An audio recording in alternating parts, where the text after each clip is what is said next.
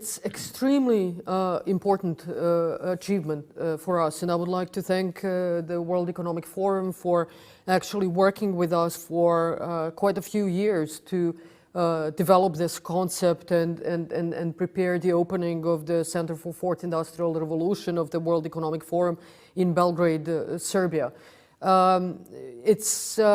It's a testimony to all of the things that we have achieved, and it's also a great recognition by the World Economic Forum that Serbia has this talent pool and knowledge to be recognized as one of the countries that is a leader in the Fourth Industrial Revolution, which is extremely important to me as the Prime Minister and someone obviously coming from Serbia, because I do think that that is one of our key strengths. And for a small country like Serbia, not to miss on all of the advantages of the Fourth Industrial Revolution, to catch up and make up for all of the lost time that we had in the 90s or the first decade of 2000s.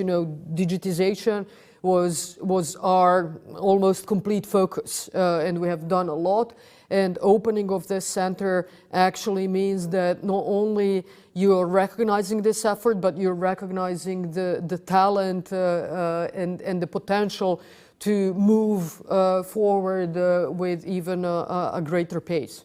So what the ITech or IT or tech in general means for Serbia, it is our key competitive advantage, and that's how I see it. It will take Serbia, and is already doing that, to a very different place, to a much brighter future. And I do hope that that will also spread across the region as well, and this center might help us do that jointly. So when I became the Prime Minister in 2017, we have identified the Fourth Industrial Revolution and digitization in all spheres: public administration, education, private sector, as the key focus of the government. Again, we have lost so much time, and we have traditionally had a strong STEM education, mathematics, tech faculties, which we could really count on to be our driver for our entire future growth. And we have started investing enormously into education, formed the office for government office for IT and the government to be kind of a coordination point for the digitization of entire public services, started offering incentives for companies that are investing in research and development, innovation, buying new technology or doing technology transfer from abroad. So really just putting all of our eggs into that basket. In 2017, we have introduced coding and programming as mandatory subjects in our primary school when kids are 10 or 11 years old.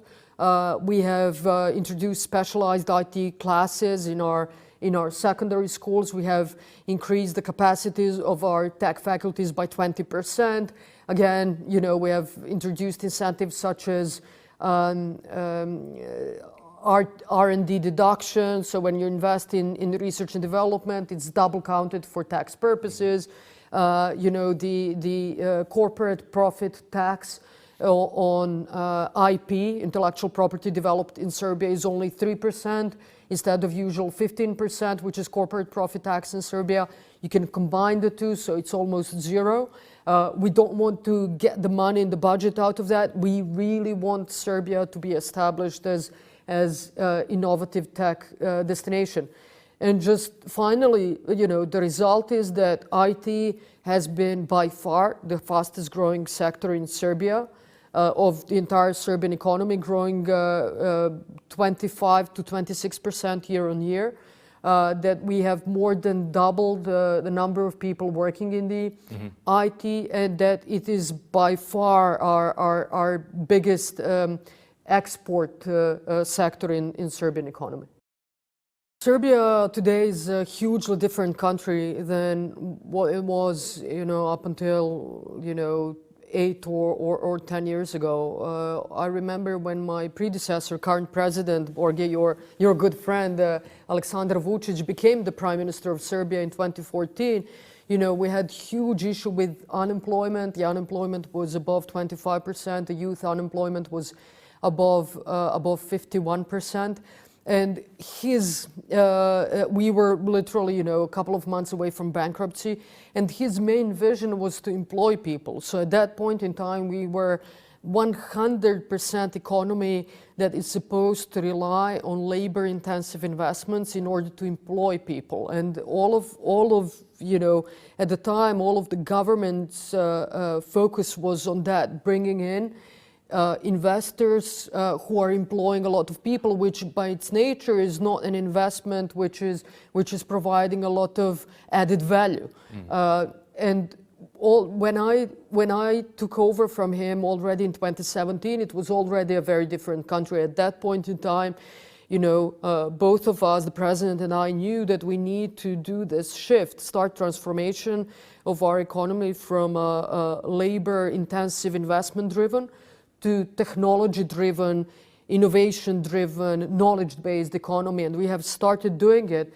And just, you know, for everyone else who's watching this and who comes from a country which is not prosperous in a way that, for example, Switzerland is, you know, things can change quite dramatically and in a very, very short time frame when you have a clear vision of what you want to achieve, and you really build this public-private partnerships, because from the very beginning we have carefully listened to our private sector, our startup companies, and there weren't that many back in those days, but we were listening to them and they told us what we need to do for them to grow and multiply.